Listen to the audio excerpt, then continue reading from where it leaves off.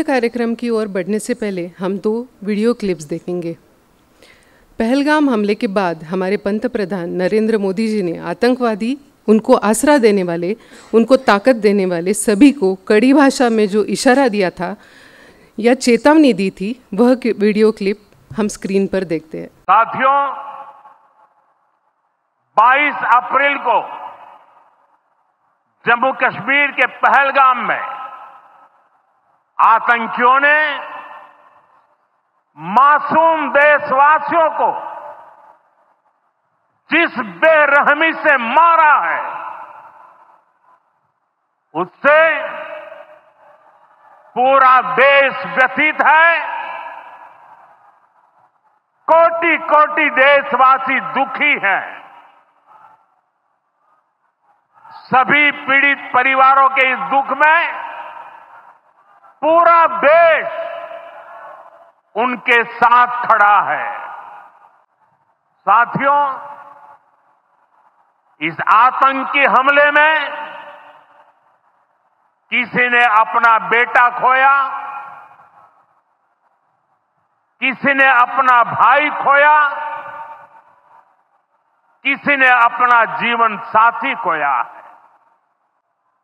ये हमला सिर्फ निहत्थे पर्यटकों पर नहीं हुआ है।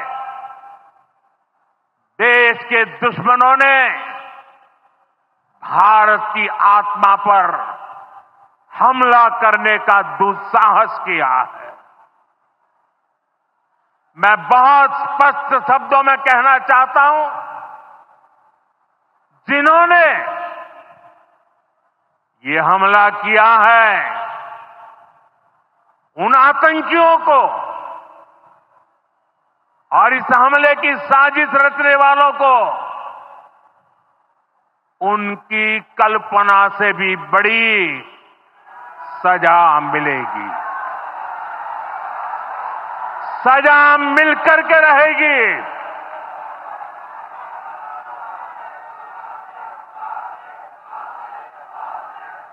अब आतंकियों की बची खुची जमीन को भी मिट्टी में मिलाने का समय आ गया है।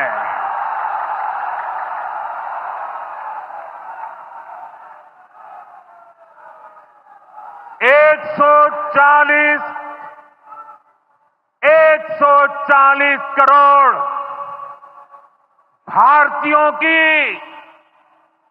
इच्छा शक्ति अब आतंकी आकाओं की कमर तोड़ कर रहेगी। Friends, today from the soil of Bihar, I say to the whole world, India will identify, track and punish every terrorist and their backers. We will pursue them to the ends of the earth. India's spirit will never be broken by terrorism. Terrorism will not go unpunished. Every effort will be made to ensure that justice is done. 6 मई की रात और 7 मई की सुबह को भारत ने operation सिंदूर नामक जिस operation की शुरुआत की थी, वह ऑपरेशन 10 मई की शाम को स्थगित किया गया। वही ऑपरेशन सिंदूर की भारतीय थल सेना की वेस्टर्न कमांड यानी पश्चिमी कमान ने बनाई हुई वीडियो क्लिप के कुछ अंश अब हम स्क्रीन पे देखेंगे। 22 अप्रैल 2025 वो काला दिन जब चंद आतंकवादियों ने खुशियों भरे पहलगाम को खून की बारिश में भिगो दिया। गोलियों की आवाजों में बिखरते हुए सिंदूर की चीखें सुनाई दे रही। Open fire on tourists in Jammu and Kashmir.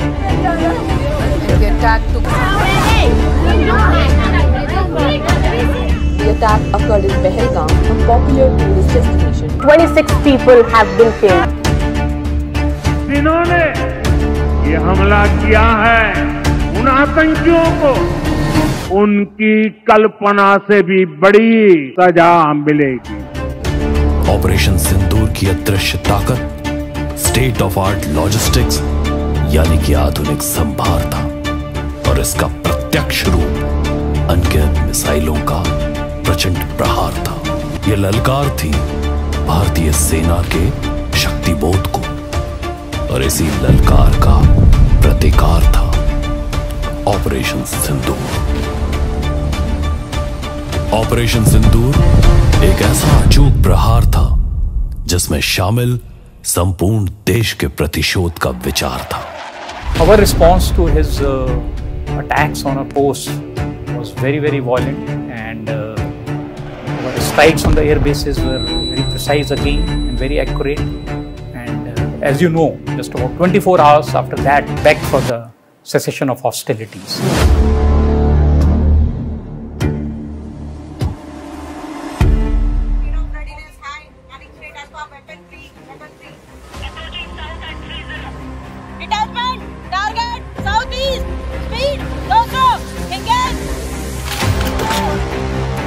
जहां एक और दीवार बनकर खड़ी एयर डिफेंस की शक्तिशाली ढाल थी, वहीं दूसरी ओर ये जीत नारी शक्ति की भी मिसाल थी और इन सब के साथ चलती हुई हर सैनिक के बुलंद हौसलों की चाल थी। दुश्मन का दिल दहलाने धड़धड़ाते टैंकों की धड़क थी, वहीं दूसरी ओर आर्टिलरी की तोपों की तैयारी सबसे पुख्ता और कड़क थी।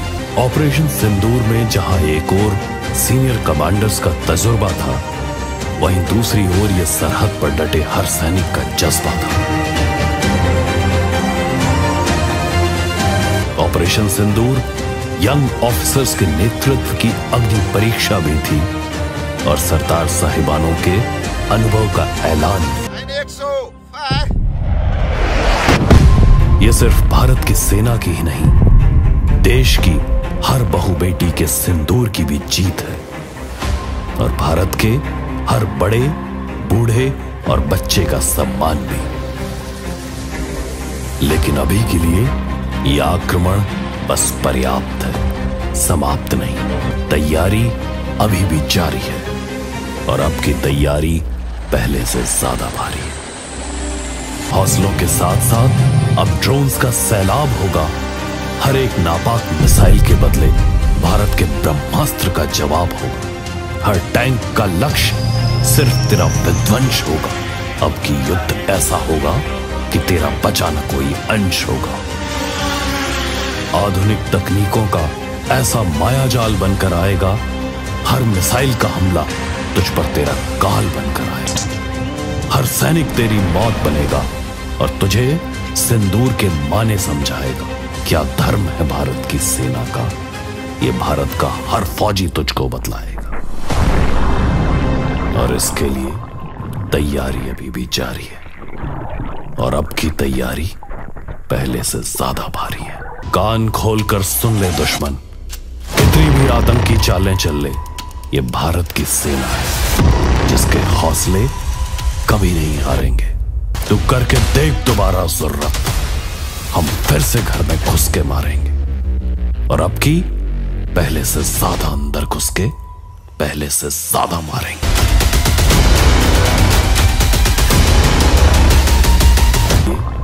तैयारी अभी भी जारी है और अब की तैयारी पहले से ज्यादा भारी है।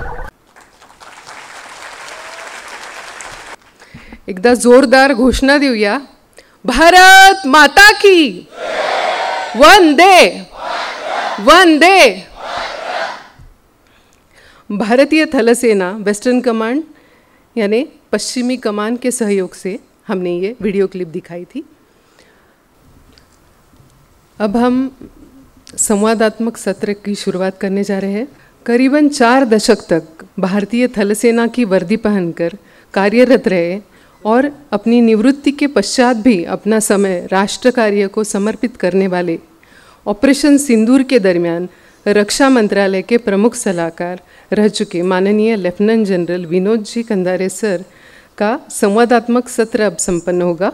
इस संवादात्मक सत्र के लिए हम मंच पर आमंत्रित करते हैं भारतीय थल सेना तथा भारतीय नौसेना के कुल मिलाकर 37 साल की सेवा कर चुके छत्रपति संभाजीनगर के सुपुत्र सर्जन कैप्टन मोहन रोटे सर को।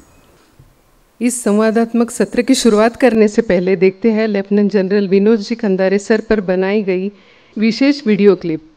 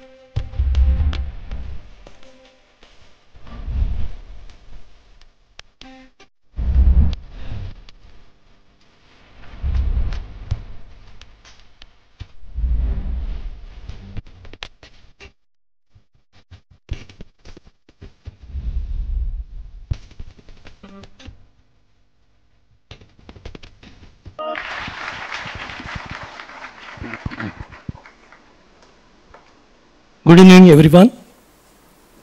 अभी आपने क्लिप देखी होगी, रोंगटे खड़े हो गए शरीर। It's lovely sir what you have been doing, what you have already done on behalf of Gyan Yagya foundation and Rudra Nanotech. I welcome you to Chhatrapati Sambhajinagar. It's a great privilege for me today to be sitting next to you, sir. I mean, I feel really humbled and fortunate that I'm able to take your interview today. And thanks to Gyan Yagya Foundation that they offered me this opportunity today. Just to begin with, today is also a very fortunate day, as Ajay had said that today is 100th day exactly after Operation Sindoor. And today is the date, 17th August, on which the Radcliffe Commission had settled the boundaries between India and Pakistan. So very fortunate, sir. I mean, lucky to have today this function organized by Gyan Yagya Foundation. Just to begin with, sir, Op Sindoor, as we just heard and seen the clips, also video clips, it happened and it was such a sudden decision taken by Government of India, and it went on between 6th and 7th of night. I can imagine you as a principal advisor to Minister of Defense sitting in the ops room with all the powerhouse along you, deciding the future steps to be taken, its implications,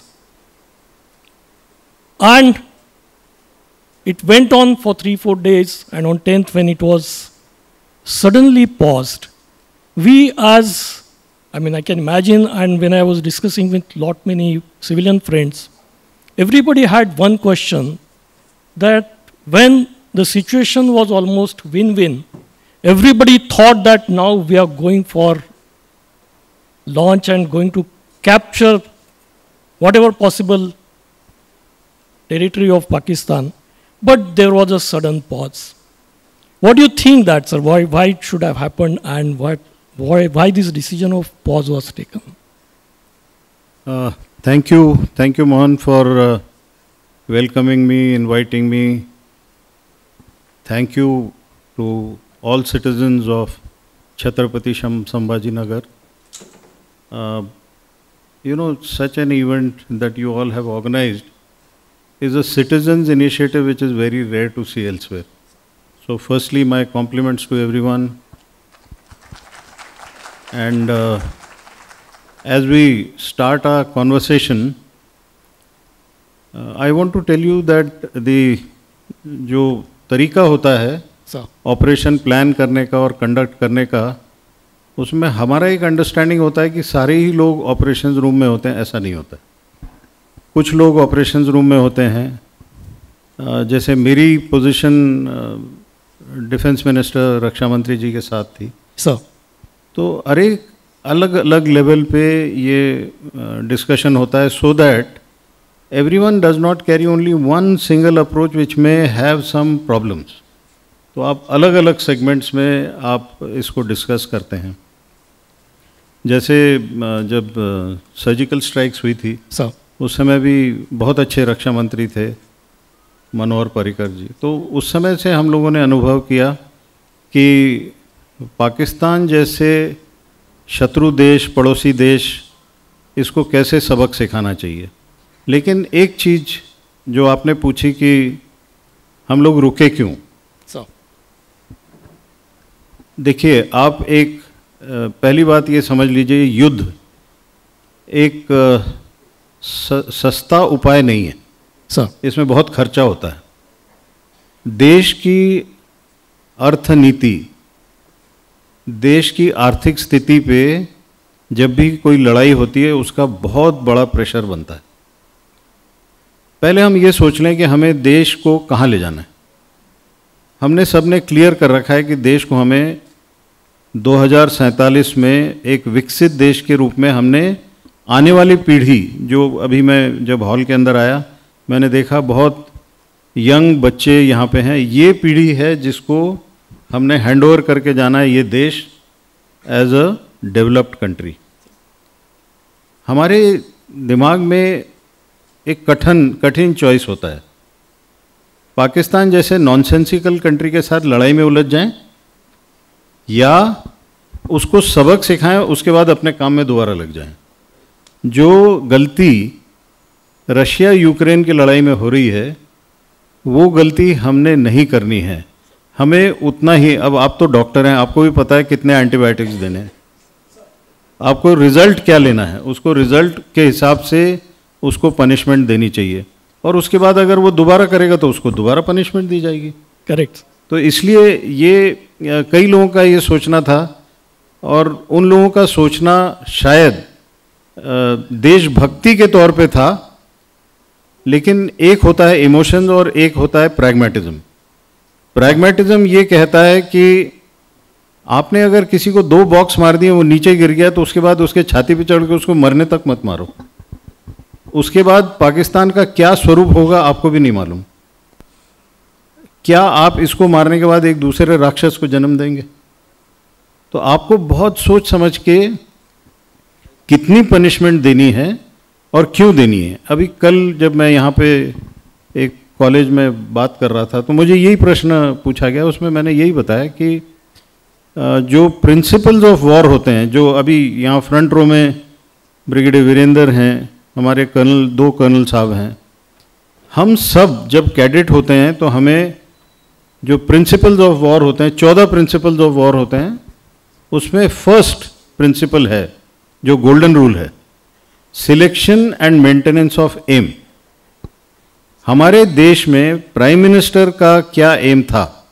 terrorism को हमने destroy करना था या damage करना था। तो political M को हमने जब मिलिट्री एम में ट्रांसलेट किया तो हमारा एम बड़ा क्लियर था कि जो ये 3 तंजीमें हैं, लश्कर तोयबा, जैश ए मोहम्मद और हिजबुल मुजाहिदीन, जिसका हेडक्वार्टर मुरीद के बहावलपुर और मुजफ्फराबाद है, इनको हमने सबक सिखाना था। और इनको सबक सिखाने के लिए जब 2016 में हमने सर्जिकल स्ट्राइक्स की थी, तब हमने सिर्फ लाइन ऑफ कंट्रोल क्रॉस किया था बाय इन्फेंट्री। फिर हमने जब 2019 में अगेन हमने एक ट्रेनिंग कैंप को डिस्ट्रॉय करना था, तो हमने एयरफोर्स यूटिलाइज की, जिसमें हमने लाइन ऑफ कंट्रोल क्रॉस किया और हमारे वेपन्स ने इंटरनेशनल बॉर्डर क्रॉस करके खैबर पख्तूनख्वा में बालाकोट या जब्बार टॉप में डिस्ट्रॉय किया। तो इस बार भी बड़ा क्लियर था कि ये लोग इंटरनेशनल बॉर्डर के पार अपने मदरसे, अपने हेडक्वार्टर, बड़ी बड़ी 4-4, 6-6 मंजिला बिल्डिंग बना के एक ऐसा इंप्रेशन दे रहे हैं कि उनको कोई टच नहीं कर सकता। उनको कैसे टच नहीं कर सकते? हमारी काबिलियत है और हमारा उद्देश्य है कि उनको टच करना। सही है। इसलिए हमने ये किया कि पहली ही रात को उनकी वो बिल्डिंग्स रात को 1 बजे हमने डिस्ट्रॉय की, बिल्कुल मटिया मिट की। ये हमारा उद्देश्य था, हम उद्देश्य में पूरे हुए। लेकिन उसके बाद जिस तरह से उसने रिएक्ट किया, हमारे सिविलियंस को टारगेट किया, वो हमें मंजूर नहीं था। और इसलिए फिर हमने उनके मिलिट्री जो एयर बेसेस थे उनको टारगेट किया। और उसके बाद उन लोगों ने हमें रिक्वेस्ट की, उनके डीजीएमओ ने रिक्वेस्ट किया कि इसके आगे नहीं करना है। तो कुछ लोगों को ऐसा लगता है कि इसी के आगे हमको पीओके पकड़ लेना चाहिए। ऐसा नहीं है। पीओके अगर आपको कैप्चर करना है, वो एक बहुत डेलिब्रेट ऑपरेशन, बहुत कॉस्टली ऑपरेशन है, समय लगता है, तैयारी करनी पड़ती है। जिन लोगों को शायद समझ में आए, 1971 में भी जब इंदिरा गांधी, प्राइम मिनिस्टर इंदिरा गांधी ने जनरल मानेकशॉ को कहा था, अप्रैल महीने में कहा था, और उन्होंने क्या कहा, ये समय सूटेबल नहीं है। करेक्ट। और फिर फाइनली हमने जाके दिसंबर में किया। तो जो मिलिट्री ऑपरेशन है और जो मिलिट्री प्लानिंग के लिए जो उपयुक्त समय होता है, उपयुक्त तैयारी होती है, उसके लिए मिलिट्री से ही पूछना चाहिए। और मेरे ख्याल से ये भी बिल्कुल सही समय था और सही एग्जाम्पल है जहाँ पे पॉलिटिशियंस की प्लानिंग, पॉलिटिशियंस की डिज़ायर्स और मिलिट्री का एक्शन, ये बिल्कुल एक कन्वर्जेंस में था। Thank you, sir. Before we go into more questions about Op Sindoor, sir, I know that you served in all the possible areas of India and of course abroad also. You were in China border, in Chushul sector, you were in J&K also. You participated in Operation Meghdoot also. There are 2 operations in India which are still carrying on. Rest, all other operations were stopped. One is Operation Meghdoot and now Operation Sindoor. Sir, on behalf of all, I would like to request you to describe about of Meghdoot in short. देखिए, जो borders हैं उसको clear define, जब British when they left India they did not define very clearly, and most of our problems today which we face with China or with Pakistan are a gift given to us by the British, and Operation Meghdoot is one part of that. तो जब हम अपनी western borders देखते हैं तो जितना glaciated area है, और ये कारगिल से जब उत्तर की दिशा में हम जाते हैं, कारगिल रफली मैं बता रहा हूँ, उसमें उत्तर की दिशा से हम जाते हैं तो पूरा एरिया ग्लेशिएटेड है, ग्लेशियर है, 74 kilometres long glacier. Temperature is -45 to -60 degrees, wind speeds are 100 to 150 kilometres per hour. With normal clothing you cannot survive. It's a high altitude area of 16,000 feet and above. कुछ हमारी post 21,000 पे भी हैं। तो वहाँ पे पहले एक्सपीडिशंस जाते थे, ट्रैकिंग एक्सपीडिशन, माउंटेनियरिंग एक्सपीडिशन। तो एक समय आया जो 1981 में कुछ इंटेलिजेंस रिपोर्ट्स ऐसी मिली कि पाकिस्तान हमारे एरिया में एक्सपीडिशन, जर्मन्स का एक्सपीडिशन, जापानीज़ का एक्सपीडिशन कंडक्ट कर रहा है, मतलब पड़ोसी के घर में किए जा रहा है बगैर पूछे। तो उस समय हाई एल्टीट्यूड वॉरफेयर स्कूल के कमांडेंट थे colonel N Kumar, Narendra Kumar, excellent mountaineer.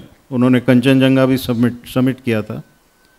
तो वो एक पेट्रोल लेके, जो हाई एल्टीट्यूड वॉरफेयर स्कूल के इंस्ट्रक्टर्स थे, उनका पेट्रोल लेके 82 में वो गए और महसूस हुआ, उन्होंने इमीडिएटली आके रिकमेंडेशन दिया कि we should put our troops there. It's not easy, you know, you need special clothing, जो क्रैम्पॉन्स होते हैं वो चाहिए होते हैं, और ये सारा इंडिया में नहीं बनता था। आज बन रहा है लेकिन उस समय नहीं बनता था। तो ये पहले परचेज किया गया ऑस्ट्रिया से, और फिर हमने 1984 में हेलीकॉप्टर से कैप्टन संजय कुलकर्णी ऑफ 4 कुमाऊं, वो हेलीकॉप्टर लो होवर में था और वो उन्होंने पहले नीचे देखा कि ग्लेशियर पे कैसे जंप किया जाए। तो उन्होंने एक पहले 25 किलो की आटे की बोरी फेंकी नीचे और उसके ऊपर उन्होंने जंप किया। इतना मुश्किल था। और जितने जवान 4 कुमाऊं और 19 कुमाऊं के थे उनको हेलीकॉप्टर से इंडक्ट किया और इतनी बुरी हालत थी वहाँ पे, क्योंकि ऑक्सीजन कम है वहाँ पे। आप इमेजिन कीजिए 9000 फीट के एल्टीट्यूड से आप सीधे 18000 की एल्टीट्यूड पे जा रहे हैं, तो उल्टियाँ होती थी, सर दर्द होता था, and some people died also. This was the first part. But anyway जो 1984 में ये स्टेबलाइज हुआ। अभी ऑपरेशन मेघदूत के हमारे इस इनिशिएटिव से पाकिस्तान बहुत चिढ़ गया, बौखला गया, और उन्होंने जो उनके जैसे पैरा कमांडोज या स्पेशल फोर्सेस, जो दर्शकों को समझ में आ रहा है, जो सबसे उनकी इलीट फोर्स होती है उसको SSG कहते हैं, स्पेशल सर्विसेज ग्रुप, उसको कमांड कर रहे थे ब्रिगेडियर परवेज़ मुशर्रफ। अभी इसको ध्यान से सुनिए।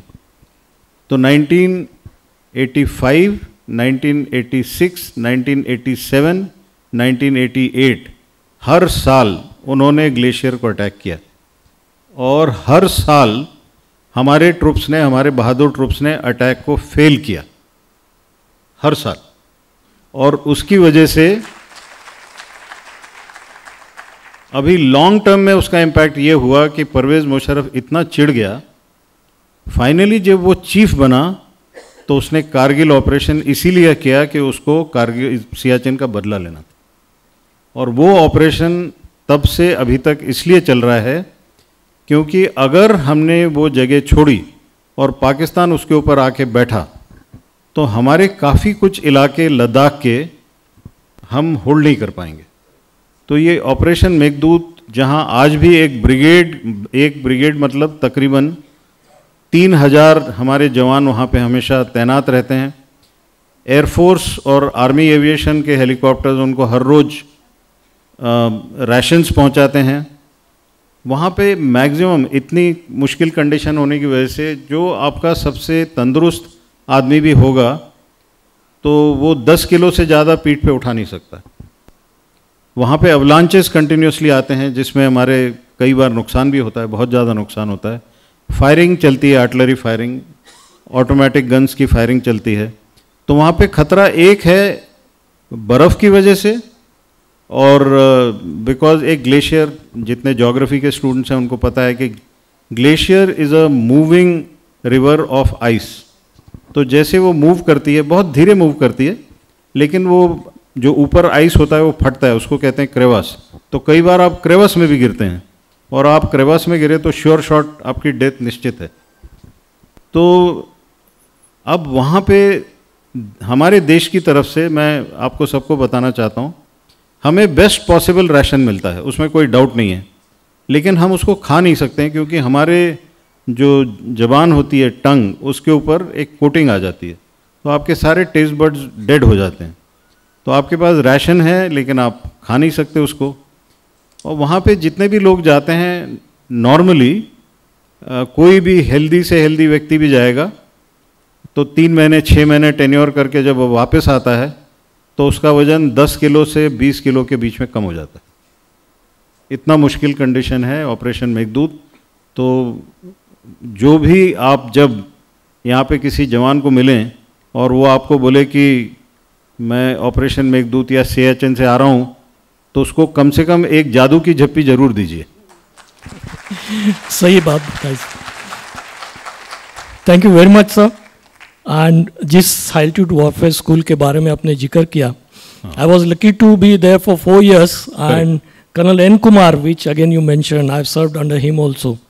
And I'm really, as a doctor, I've seen that when the battalions were coming down from Siachen, जो वो वापस आती थी तो तकरीबन 1/3 to almost half battalion used to be medically down with so many issues, frostbite cases, pulmonary edemas, heart attacks, and n number of deaths, including of officers. Yeah. So thank you very much, sir, for enlightening us about Operation Meghdoot.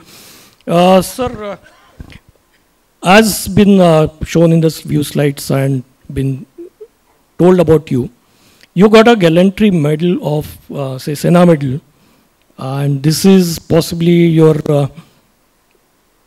planned raid actions against Pakistan on LOC. Can you just tell in few minutes about that gallantry awards? ये red के बारे में जो आपने पूछा, तो आपको सिर्फ सभी को ये बताना चाहता हूँ कि सभी को पता है कि मई 1999 टू जुलाई 1999 ऑपरेशन विजय यानी कारगिल ऑपरेशन जो आप सब जानते हैं, वो हुआ for whatever political reasons, and specially after we had recaptured the heights of Kargil, Dras, Batalik, Mushkoh, ये हमने रिकैप्चर कर लिए थे। तो प्राइम मिनिस्टर अटल बिहारी वाजपेयी जी ने बोला कि okay let us call off the operation, तो वो जुलाई में बंद कर दिया। लेकिन आपको पता है कि दिल्ली में और जोजिला के उस पार या जवाहर टनल के उस पार अलग अलग दुनिया है। तो भले ही दिल्ली में ये हुआ कि लड़ाई बंद हो गई, लेकिन फ़ौज की लड़ाई चलती रही और लाइन ऑफ कंट्रोल के दोनों तरफ खूब फायरिंग होती थी, रेड्स होते थे दोनों साइड से, स्नाइपिंग होती थी, and worst case was Pakistanis used to fire on our civilians in the border area, which was very painful to us. So ये चल रहा था, and somewhere in February 2016 Pakistan की एक टुकड़ी जिसमें उनके एसएसजी के कमांडोज थे और टेररिस्ट थे, terrorist team led by one person named as Ilyas Kashmiri. आप लोग गूगल पे उसको देख सकते हैं, इलियास कश्मीरी का नाम आपको मिलेगा। और उन्होंने एक हमारे ब्रिगेड में, मतलब हमारे ब्रिगेड में 5 बटालियंस थी, ये नौशेरा सेक्टर था, और उसमें एक पोस्ट थी जिसका नाम था अशोक पोस्ट। उस पोस्ट को ये पाकिस्तानियों ने रेड किया और हमारे 10 जवानों को उन्होंने वहाँ मार दिया। 9 को मारा, 10वें को वो जिंदा ले गए। और हमारी जो पोस्ट थी वो मेरी बटालियन की नहीं थी, किसी और की थी, और उस पोस्ट में आग लगा दी पूरी तरह से। और अगले दिन सुबह, मतलब ये रात की कार्रवाई थी उनकी, और अगले दिन सुबह जैसे पोस्ट के नीचे जहाँ पे पाक ऑक्यूपाइड कश्मीर में एक गांव है जहाँ से वो पोस्ट दिखती है, और उसके सामने एक छोटा सा ग्राउंड है, तो इन पाकिस्तान के टेररिस्ट ने हमारे पोस्ट की तरफ देख के आवाज़ लगाई, और वो हमारा जो जवान लेके गए थे उसको वहाँ पे उन्होंने उसकी गर्दन कलम की, सबके देखने के इन विजिबल साइट। और उसके बाद उस गर्दन से वो फुटबॉल खेले, वेरी सैड। और उसके बाद वो गर्दन लेके गए मुंडी, और परवेज़ मुशर्रफ तब तक प्रेसिडेंट बन गए थे पाकिस्तान के। आपको याद होगा कि 2000 में अक्टूबर में उन्होंने 99 अक्टूबर में तख्ता पलट किया था, और वो अब चीफ भी थे और प्रेसिडेंट भी थे, और ये इलियास कश्मीरी ने ट्रे में ले जाके उनको ये गर्दन दी, सर दिया, और 1 लाख रुपए परवेज़ मुशर्रफ ने कैश दिया। मैं ये क्यों बता रहा हूँ? मैं इसलिए बता रहा हूँ कि जो लोग अभी भी सोचते हैं कि पाकिस्तान टेररिस्ट और पाकिस्तान मिलिट्री और पाकिस्तान गवर्नमेंट अलग अलग हैं, ये बिल्कुल अलग अलग नहीं है, सब एक थैले के चट्टे बट्टे हैं ये। वहाँ पे वो होने के बाद जब जनरल मलिक हमारे चीफ थे वो आए, काफ़ी नाराज़ थे।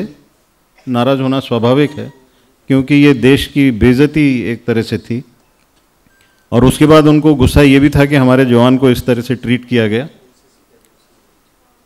तो उन्होंने, हम जो कमांडिंग ऑफिसर्स थे, हम लोग 5 कमांडिंग ऑफिसर्स वहाँ पे खड़े हुए थे, उन्होंने बोला कि इसका बदला लिया जाएगा। खैर ज़्यादा डिटेल में नहीं जाऊँगा, लेकिन फाइनली मैंने वॉलंटियर किया कि मेरी बटालियन ये बदला लेगी, और 2 ही कंडीशंस मैंने बड़ी पोलाइटली रिक्वेस्ट किया कि कहाँ पे रेड करना है, कब रेड करना है, कितने बजे रेड करना है, किस तारीख को रेड करना है, ये मेरे ऊपर छोड़िए। वो इमीडिएटली अग्री हो गए। आर्मी कमांडर हमारे HM खन्ना साहब थे। और दूसरा मैंने बोला यहाँ पे विजिट ज़्यादा मत कराइए क्योंकि फिर वो हेलीकॉप्टर दिखता है, फिर सामने वाले को पता लगता है, वो भी अग्री हुआ। 27-28 अक्टूबर की रात को मेरे 2 ऑफिसर्स और 18 जवान रात भर क्रॉलिंग करके एक पाकिस्तान की पोस्ट है रिंग कंटूर, बिल्कुल उसकी नज़दीक पहुंच गए। रात भर क्रॉलिंग किया, झाड़ियों में से क्रॉस किया, माइनफील्ड में से क्रॉस किया, और बिल्कुल जब दीवार के पास पहुंच गए तो उस समय हमारे प्लान के मुताबिक ये था कि एक साइड से खड़े होकर मैं रॉकेट लॉन्चर फायर करवाऊंगा और उसके बाद ये ऑपरेशन शुरू होगा। तो सुबह 5 बजे, ठीक सुबह 5 बजे रॉकेट लॉन्चर से फायर किया, और वो करीब 8 फीट की सीमेंट वॉल थी। मेरे जवानों की हाइट नॉर्मली 5 फीट या 5.5, बिकॉज वो गढ़वाल राइफल्स के हैं।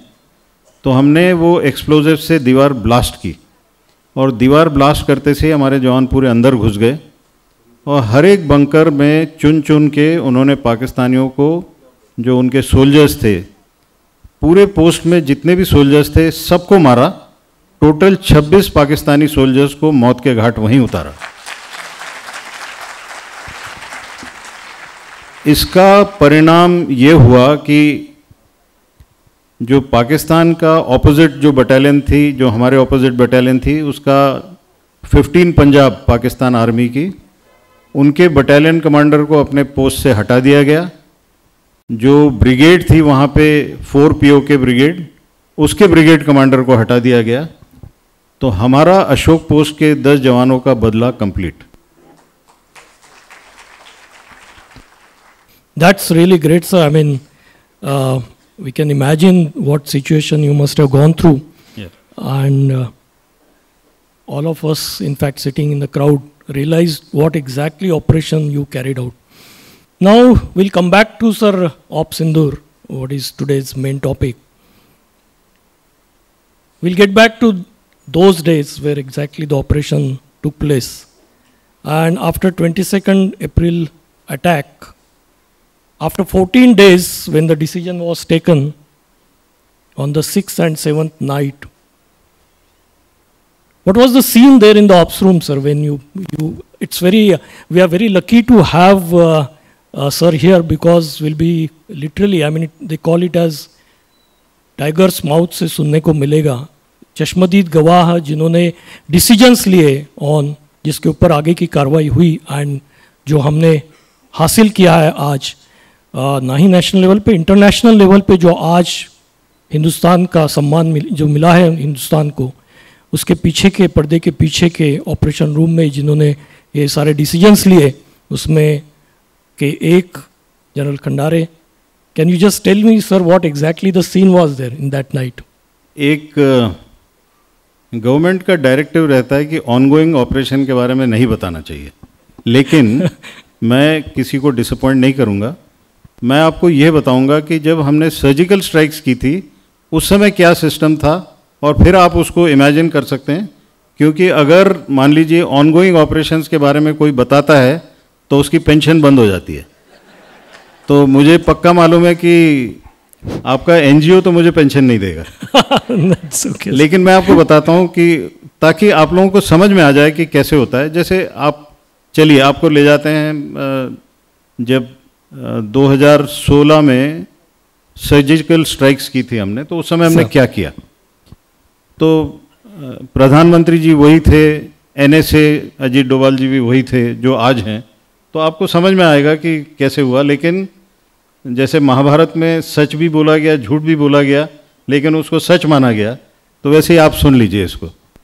तो जब ये सर्जिकल स्ट्राइक्स की बात तय हो गई तो प्रधानमंत्री जी ने एनएसए साहब को बुला के बोला कि आप अब इसको अपने कंट्रोल में लीजिए और प्लान बनाइए और मेरे पास आइए। तो एक कोर ग्रुप बना 10 लोगों का, और उन 10 लोगों में आर्मी, नेवी, एयरफोर्स तीनों chiefs, RNAW chief, IB chief, NTRO जो एक टेक्निकल इंटेलिजेंस एजेंसी है, एनटीआरओ चीफ, फिर जो अभी फॉरेन मिनिस्टर है जयशंकर जी, ये उस समय फॉरेन सेक्रेटरी थे तो ये भी उसमें शामिल थे।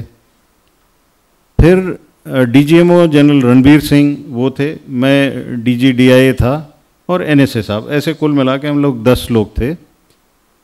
मिलने का कोई ऐसा टाइम तय नहीं होता था। मिलना है तो रात को 1 बजे, 2 बजे, सुबह 5 बजे, और बिल्कुल क्वाइटली खबर कर दी जाती थी। हम लोग NSA साहब के घर पहुंचते थे, वहाँ पे एक कमरा है, जो लास्ट आदमी अंदर आएगा वो उसको अंदर से लॉक कर लेगा। कोई चाय पिलाने वाला नहीं, पानी पिलाने वाला नहीं, सब बाहर। हमारे सबके मोबाइल स्विच ऑफ बाहर। और फिर जब हम पूरी प्लानिंग कर लेते थे, चाहे 1 घंटा लगे, चाहे 10 मिनट लगे, चाहे 10 घंटे लगे, वो दरवाज़ा तभी खुलता था जब सारा प्लान बन जाएगा। उसके बाद खोला, चुपचाप बगैर हल्ला किए अपने अपने घर जाओ, ऑफिस जाओ, काम शुरू।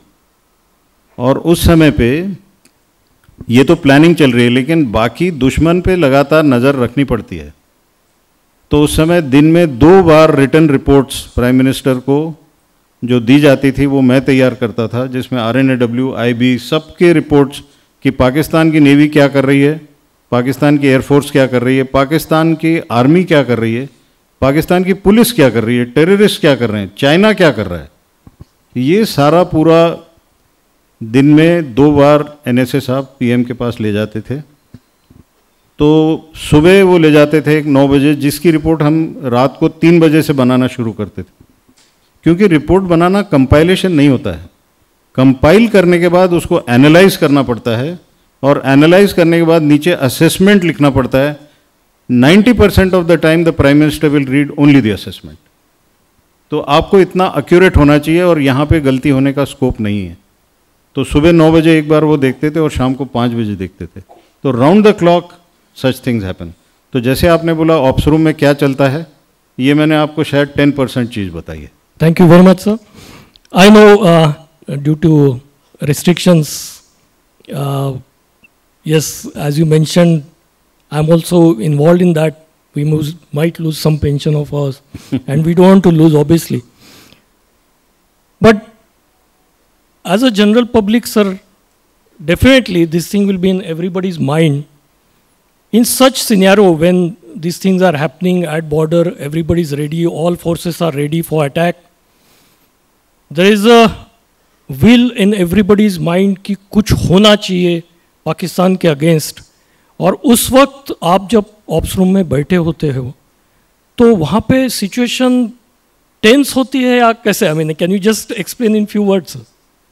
एक आपको एक उदाहरण देना चाहता हूँ। I will take you back to that raid which we carried out across the line of control. उस समय ये हम एक्चुअली लाइव रेड प्लान कर रहे थे, और उस समय हमारे कोर कमांडर थे लेफ्टिनेंट जनरल खन्ना, वो बड़े गुस्से में थे, बहुत उनको गुस्सा आ रहा था। और हमारे आर्मी कमांडर थे, वो भी लेफ्टिनेंट जनरल खन्ना ही थे, HM खन्ना। तो उन्होंने हमारे कोर कमांडर को, हम सब वहीं पे थे, तो उन्होंने बोला बैठो बैठो। एंड उन्होंने एक सलाह दी जो आज तक मैं फॉलो करता हूँ। और जितने भी ऑपरेशन, जिसमें चाहे सर्जिकल स्ट्राइक हो या बालाकोट हो या गलवान हो या डोकलम हो, ये सब में, या सिंदूर हो, इसमें सब में मैंने वो फॉलो की, और तकरीबन सभी फॉलो करते हैं। वो एडवाइस क्या थी? जनरल खन्ना ने बोला, जब तुम लड़ाई की हालत में हो और जब तुम्हें दुश्मन से बदला लेना है, तो एक चीज़ याद रखो, गुस्सा दुश्मन से नहीं करना है। गुस्सा अपने वालों से कर सकते हैं, दुश्मन से सिर्फ दुश्मनी करना है।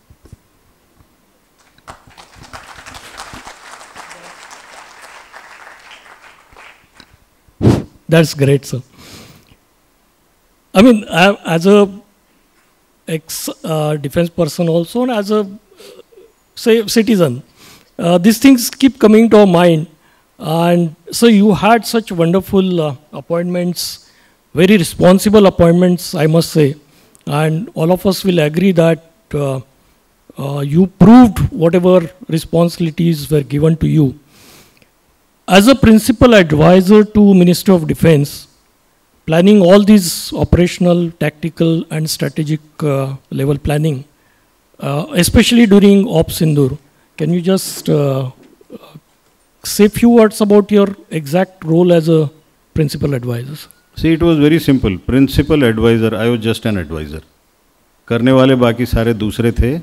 With my experience, with the past record that I had, and when Raksha Mantri was going through all this, what was my job? My job was to advise. And believe me, जो हमारे current lot of officers हैं, whether they are in the military operations branch of all three services, whether they are the intelligence people in all three services, the chiefs, the CDS, they are absolutely 100% professional.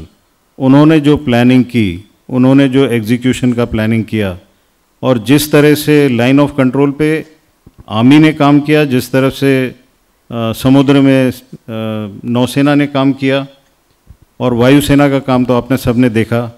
मैं आपको ईमानदारी की बात बता रहा हूँ, मुझे कुछ भी खास करना नहीं पड़ा, केवल इतना कि मैं ऊपर से देख रहा था, और रक्षा मंत्री जी जब भी वो सब चीज़ देखते थे तो मैं पीछे से आराम से देखता था कि इसमें कोई गलती तो नहीं है। मैं आपको यकीन से दिला रहा हूँ, उस पूरे प्लान में एक भी गलती नहीं थी। That's wonderful, sir. It's very nice to hear from your mouth, sir. And as General said, yeah, it's a combined effort of all the arms. I've seen, has been described, both Army as well as Navy. And I participated in some missile firings of BrahMos in Navy also. Correct. Coming to the various modernization which has taken place in many of the defense equipments, and you were in advisory capacity for those upliftments, and just now Rama Rao sir has also mentioned about so many modifications done. Sir, what do you think about Akshay Tir or the modifications which were done in, say, L-70 or ZU-23 guns? We have got artillery officers sitting next to us. And other, of course, various modern equipments. And just been told by Nilesh also that we modified few of our already imported equipments, and they proved beyond what you call as Iron Dome. And we are planning to go ahead not only for Gold Dome, but maybe a little more than that. So can you just tell about this modernization plannings of various... See, the first thing that we embarked, like distinguished scientist हैं हमारे बीच में. He is not somebody who can be just passed off like that. और उन्होंने अपने experience से बताया कैसे 1983 से आत्मनिर्भरता शुरू हुआ है, और अभी उसको इम्पेटस और जोर से मिला. तो मिसाइल का तो, and another thing which he mentioned very clearly was what kind of a missile आप फायर करेंगे countering the missile which is coming at you, उसका कॉस्ट कैलकुलेशन भी अफोर्डेबल होना चाहिए. सही है. एंड आयरन डोम का एक बड़ा इंटरेस्टिंग फिनोमिनन है. हमास हो या हिजबुल्ला हो, ये दोनों टेररिस्ट ऑर्गेनाइजेशन हैं फाइटिंग अगेंस्ट इज़राइल, एंड उसमें अब हुतीज़ भी ऐड हो गए हैं. Iron Dome is an excellent protection, air defense protection measure. लेकिन वो हमास और हिजबुल्ला ने भी जुगाड़ लगाया. वो कोई एक सस्ता सा प्रोजेक्टाइल फायर कर देते हैं और मिलियंस वर्थ ऑफ मिसाइल उसमें लग जाती है. तो ये भी एक है जो प्रॉक्सी वॉर में ब्लीडिंग बाय 1000 कट्स में ये भी एक शामिल होता है. तो आपको भी उसी तरह से कस्टमाइज़ करने पड़ते हैं सॉल्यूशन. तो आपने दो मिसाइल के बारे में तो मैं प्रहलादा जी के सामने मैं क्या बोलूँगा, मैं नहीं बोल सकता. लेकिन आपने L-70 और ZU-23 के बारे में बोला, वो मैं आपको बताऊँगा कि जब स्वॉर्म ड्रोन्स, मतलब 50, 100, 400 ड्रोन्स एकदम एक साथ आते हैं तो आप कितनी मिसाइल फायर करेंगे, क्या करेंगे आप उसके लिए. तो उसके लिए जो L-70 गन होती है ये 1965 के पहले से हमारे यहाँ चल रही है.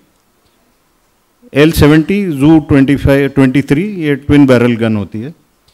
तो हम तकरीबन आज से 10 साल पहले हमने ये सोचा कि इन दोनों गन्स को अभी फेज आउट कर देते हैं, लेकिन हमें उसका रिप्लेसमेंट कुछ इतना अच्छा मिल नहीं रहा था कहीं से भी.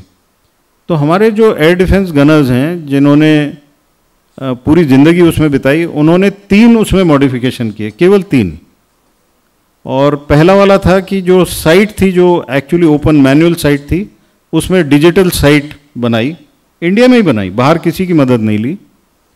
दूसरा, उन्होंने जो गन का हाइड्रोलिक सिस्टम है उसमें लेटेस्ट हाइड्रोलिक सिस्टम उसमें लगाया ताकि कंटिन्यूस उसको फायर किया जा सके एट अ रैपिड रेट.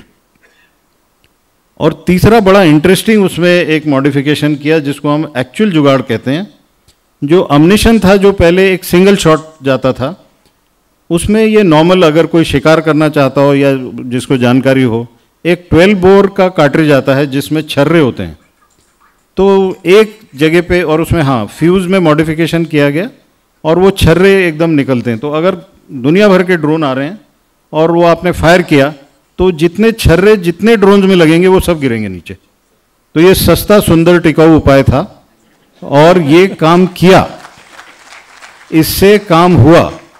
जितने भी ड्रोन्स उसने पता नहीं कितने करोड़ों के खरीद के यहाँ पे लॉन्च किया, हमारे वो छर्रों ने उसको बराबर कर दिया। तो एक तो जो हाई एंड हाई टेक्नोलॉजी जो हमारे डिस्टिंग्विश साइंटिस्ट प्रहलाद रामाराव जी ने बताया, एंड जो नितिन ने भी बताया कि किस तरह से हमारी मेजर सिटीज टारगेट हो रही थी, उनको इन मिसाइल्स ने बचाया। और जो हमारे बॉर्डर एरिया के पास जो सिविलियंस के घर हैं, उनको L-70 और Zu-23 का ये मॉडिफिकेशन इसने बचाया। तो ऐसे कई मॉडिफिकेशन हैं जिसकी वजह से we can say that it's a very good combination of high end technology and affordable modifications and innovations, जिसकी वजह से you are able to continuously use the old equipment also, and you don't have to always look at a high-tech solution for something which your common sense can address. So I think that is the approach that we have followed. That's really great, sir. Sir, how destructive these two missiles, basically Akash as well as BrahMos? We've seen that their accuracy has been mentioned also, it's very perfect.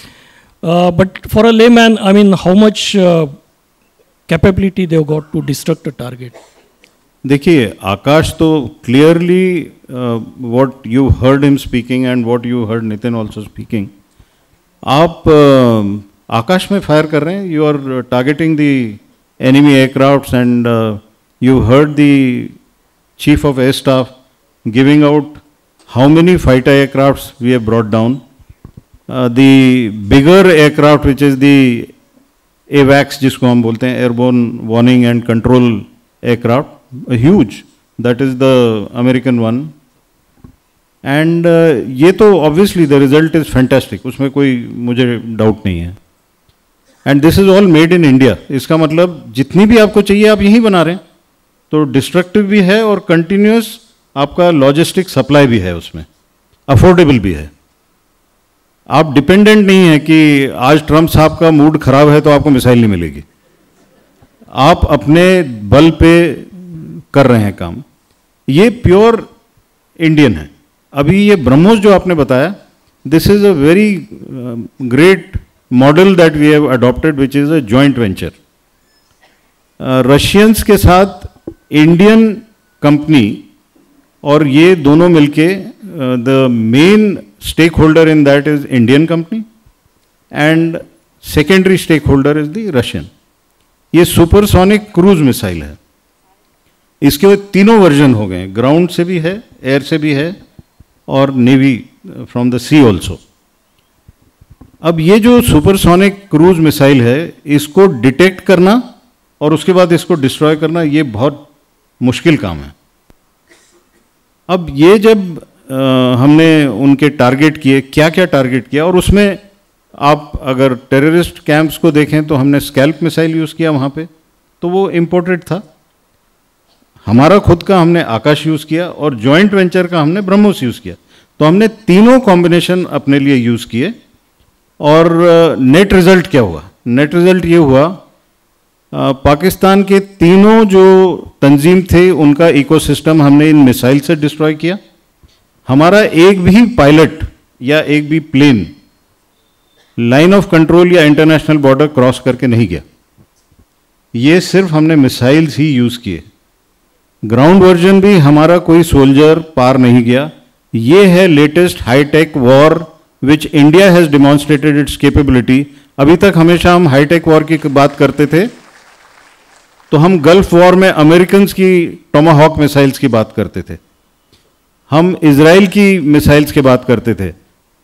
अभी दुनिया को बात करनी पड़ेगी India is high tech war or capability, तो इसमें लोग नाराज हैं, इसलिए टैरिफ आपके ऊपर लग रहे हैं। सही बात बताइए सर, बिल्कुल सही। In continuation of this only sir, just now you mention that Air Chief had announced that we damaged or almost shot down their 6 aircrafts, fighter aircrafts, which has been totally denied by the defense ministers. Now, as a ordinary citizen, isn't it very difficult for us to understand who is right and who is wrong? Defence minister of Pakistan, yes, वो तो social media पे dependent है ना. Sir, तो हम तो अपने जैसे, let me tell you about the chief of air staff, हमारे sir air chief marshal AP Singh, उनसे बढ़िया ऑफिसर मैंने नहीं देखा. इतना बढ़िया ऑफिसर है, इतना सच्चा बोलता है और बोलने में डरता नहीं है.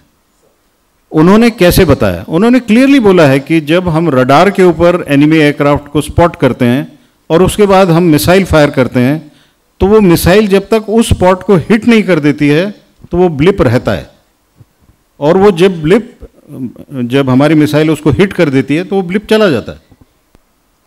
ये है हमारा scientific method of calculating the hits on the enemy fighter aircraft और whatever is hit in the air. Now, since you asked me about the fighter aircraft, fine, but I will also tell you what we did beyond that. जब हमने उनके ground based missile systems को target किया, जब हमने उनके ground based radars को target किया, जब हमने उनके ग्राउंड बेस्ड हैंगर को बोलारी में टारगेट किया, जब हमने उनके 2 कमांड एंड कंट्रोल सेंटर्स को टारगेट किया जहां पे उनके एयर चीफ और उनके आर्मी चीफ थे, अब मैं और कोई वर्ड नहीं यूज कर रहा हूं, बट वो थे वहां पे, इनको सबको हमने टारगेट करने के बाद हमारे पास प्रूफ क्या था? हमने अमेरिकन सैटेलाइट कंपनी मैक्सार, आप लोग जाके गूगल पे देखिए, मैक्सार नाम की एक कंपनी है जिसमें सैटेलाइट इमेजरी की सर्विसेज वो बेचते हैं, आप खरीद सकते हैं उसको. हमने खरीदी और हमने वो इमेजरी जब DGMOs लाइव टेलीविजन पे थे, हमने सबको दिखाया. सब मीटर रेजोल्यूशन की वो इमेजरी थी. रनवे के ऊपर छेद किया हुआ है, रनवे के ऊपर गड्ढा पड़ा हुआ है, बिल्डिंग डिस्ट्रॉयड है. ये सारा मैक्सार के इमेजेस से हमने किया. चलिए मैक्सार के इमेजेस छोड़ दीजिए, BBC ने, न्यूयॉर्क टाइम्स, वॉशिंगटन पोस्ट, इन्होंने अपने आप इंडिपेंडेंटली ये इमेजरी खरीदी, not to trust anyone, which is okay with us. हमने जितनी इमेजरी दिखाई, पाकिस्तान ने क्या कोई एक भी इमेजरी आज तक दिखाई? हम तो एविडेंस दे रहे हैं और थर्ड कंट्री की सर्विसेज से दे रहे हैं, ताकि वो हमको ये ना बोलें कि भाई आपका तो एविडेंस ठीक नहीं है. हमको उनके अक्यूजेशन से ज़्यादा चिंता नहीं होती है, पर हमारे देश में भी कुछ चैंपियंस हैं जो हमको बोलते हैं एविडेंस दिखाओ.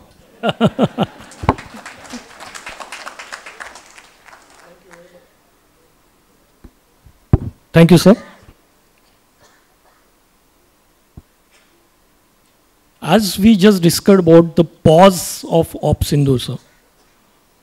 Now, as we targeted their exact locations and we claim that yes, we destroyed their locations or hideouts or whatever stays.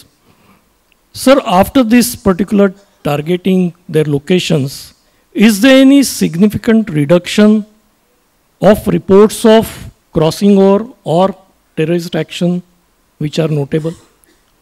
देखिए, terrorist, proxy war, hybrid war, unrestricted war, ये सब टर्म्स हैं and Pakistan uses all of them.